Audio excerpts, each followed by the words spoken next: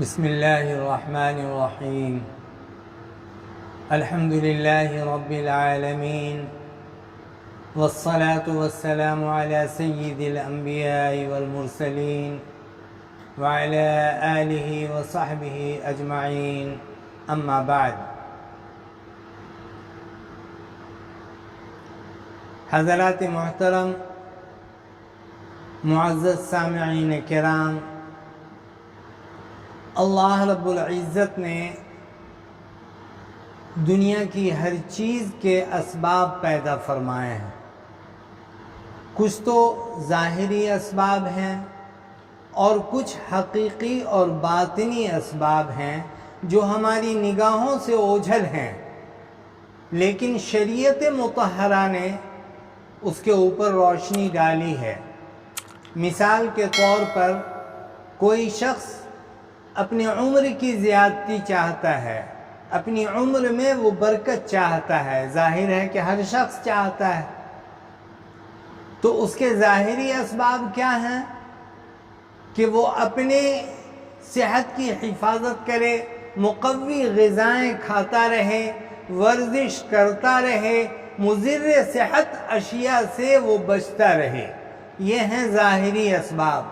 لیکن میرے دوستو، کچھ حقیقی اور باطنی اسباب بھی ہیں جس کے اوپر شریعت مطہرہ نے روشنی ڈالی اور ارشاد فرمایا وَلَا يَزِيدُ فِي الْعُمْرِ إِلَّا الْبِرُّ، کہ اگر عمر کی زیادتی چاہتے ہو، عمر میں برکت چاہتے ہو، تو نیکی اور تقوی سے ملتی ہے، احسان و سلوک سے حاصل ہوتا ہے. میرے دوستو، حضرت امام سرخسی رحمۃ اللہ علیہ ایک مقام پہ تشریف لے گئے تو آپ کے جتنے بھی شاگردان رشید تھے سب کے سب حاضر ہوئے. ایک شاگرد ایسا بھی تھا جو حاضر نہ ہو سکا، اخیر میں حاضر ہوا. تو حضرت نے پوچھا کہ کیا وجہ ہے کہ اب تو میرے واپسی کا وقت ہو گیا، تم اتنی دیر سے کیوں آئے؟ تو اس نے وجہ بتائی کہ حضرت، چونکہ میری والدہ بیمار ہیں، میں انہی کے خدمت میں لگا ہوا تھا اور میں آپ کی خدمت میں حاضر نہ ہو سکا، تاخیر ہوئی، میں اس کے لیے معذرت خواہ ہوں. تو حضرت امام سرخسی رحمۃ اللہ علیہ نے ارشاد فرمایا کہ دیکھو، اس کی عمر میں تو برکت ہوگی، علم میں برکت نہیں ہوگی. آئے ہائے. تو ایسا نہیں کہ حضرت نے اس کے لیے کوئی بد دعا فرمایا، یہ بات ہرگز نہیں ہے، بلکہ عمل کی خاصیت بتلا دی کہ اگر والدین کی خدمت سے عمر میں برکت ہوتی ہے تو حضرات اساتذہ کرام کی خدمت سے علم میں برکت ہوا کرتی ہے. چنانچہ میرے دوستو، میں آپ کو بتاؤں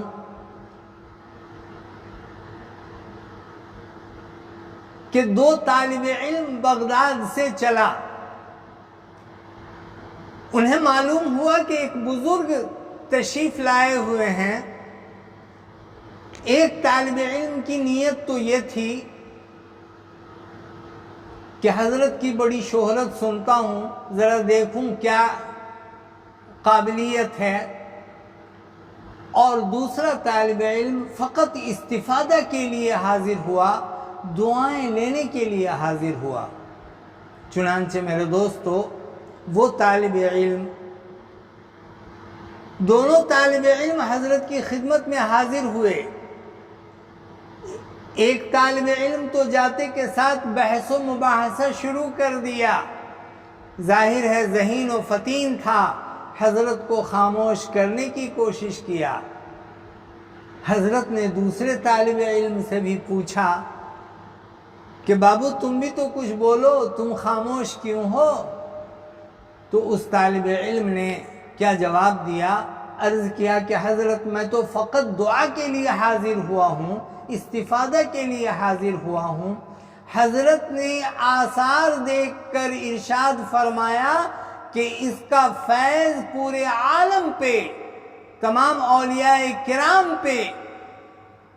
چنانچہ میرے دوستو وہی طالب علم آگے چل کر شیخ عبد القادر جیلانی بنا، اور وہ دوسرا طالب علم جو ذہین و فطین تھا وہ حکومت کا سفیر بنا، ایک عیسائی عورت پہ فدا ہوا، بالآخر ایمان سے بھی ہاتھ دھو بیٹھا، علم بھی سینے سے نکلتا چلا گیا۔ اللہم احفظنا من۔ تو میرے دوستو میں عرض یہ کر رہا تھا، اسی طرح میرے دوستو گناہ کی بھی ایک خاصیت ارشاد فرمایا حضور اقدس صلی اللہ علیہ وسلم نے۔ فرمایا کہ دیکھو اذا کثرت ذنوب العبد اوقعہ اللہ فی الہم، کہ جب بندہ گناہوں میں حد سے زیادہ تجاوز کرنے لگ جاتا ہے تو اللہ رب العزت اسے ہم اور غم میں مبتلا فرما دیتے ہیں۔ میرے دوستو غم تو آپ سمجھتے ہیں، لیکن ہم وہ غم ہے جو کہ انسان اندر اندر فکر و بے چینی میں گھولتا رہتا ہے، بظاہر پتہ بھی نہیں چلتا۔ تو ارشاد فرمایا کہ دیکھو جب بندہ گناہوں میں حد سے زیادہ تجاوز کرنے لگتا ہے، حد سے زیادہ بڑھنے لگ جاتا ہے، تو پھر اللہ رب العزت اسے ہم اور غم میں مبتلا فرما دیتے ہیں۔ تو یہ گناہ کی خاصیت ہے میرے دوستو، اللہ پاک ہم سب کی حفاظت فرمائے۔ دوسری چیز میرے دوستو میں مختصر میں عرض کرنا چاہتا ہوں، دوسری چیز یہ ارشاد فرمایا کہ دیکھو عفو و درگزر کا مادہ پیدا کرو۔ ایسا نہیں کہ کوئی اگر گالی دے دے، کوئی برا اور بھلا کہہ دے تو تم بھی اسے گالی کا جواب گالی سے دینے لگ جاؤ، تم بھی اسے برا اور بھلا کہنے لگ جاؤ، تم بھی اسے اور میرے دوستو ہمارے یہاں لوگ کہتے ہیں کہ یہ تو ہماری ناک کٹ گئی، لا حول پڑھو ایسے ناک پہ، یہ جہنمیت ہے، یہ کوئی اچھی سوچ نہیں ہے۔ عفو درگزر جب تک تم اسے معاف نہیں کرو گے تو اللہ رب العزت اسے کیسے معاف کرے گا؟ ارشاد فرمایا سل من قطعک واعف عمن ظلمک واحسن الی من اساء الیک، کہ تم صلہ رحمی کرو اس کے ساتھ جو تمہارے ساتھ قطع رحمی کرے، تم اسے معاف کرو جو تم پر ظلم کرے، تم سبوں کے ساتھ اچھا احسان و سلوک کا برتاؤ کرو۔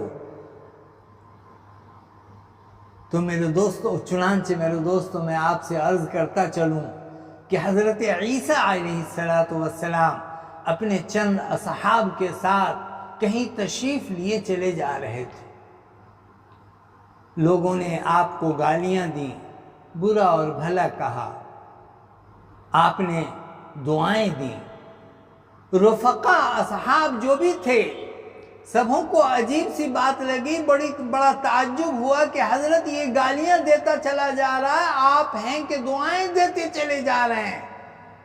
جواب میں کیا ارشاد فرمایا دیکھو کل اناء یترشح بما فیہ، ارے ظرف سے نکلتا وہی ہے جو کچھ ظرف میں ہوا کرتا ہے۔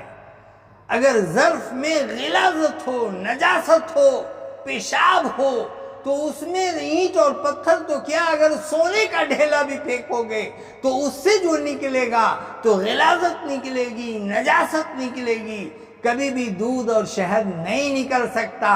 اور اگر ظرف میں دودھ اور شہد ہو تو پھر اس میں سونے کا ڈھیلا تو کیا گوبر بھی پھینکو گے تو اس سے دودھ اور شہد ہی نکلے گا، کبھی بھی غلاظت اور نجاست نہیں نکل سکتی۔ کہہ دو سبحان اللہ۔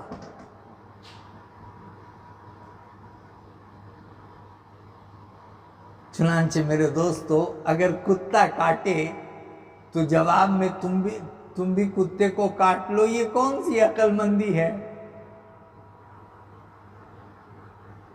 تو دوسری چیز میرے دوستو میں مختصر میں بتانا چاہتا ہوں، دوسری چیز یہ کہ فرمایا عفو درگزر کا معاملہ کرو، اس سے تمہاری عزت گھٹے گی نہیں بلکہ اللہ رب العزت تمہاری عزت کو اور بڑھا دیں گے، تم لوگوں کی نظروں میں اور اچھے ہو جاؤ گے۔ اور تیسری چیز ارشاد فرمایا من تواضع للہ رفعہ اللہ، کہ تواضع اختیار کرو، عاجزی اور انکساری اختیار کرو، تو پھر اس کی خاصیت یہ ارشاد فرمایا کہ رفعہ اللہ، اللہ رب العزت رفعت و بلندی عطا فرمائیں گے۔ اب ہے کہ انسان رفعت و بلندی کی نیت سے تواضع اختیار کرے، یہ صحیح نہیں۔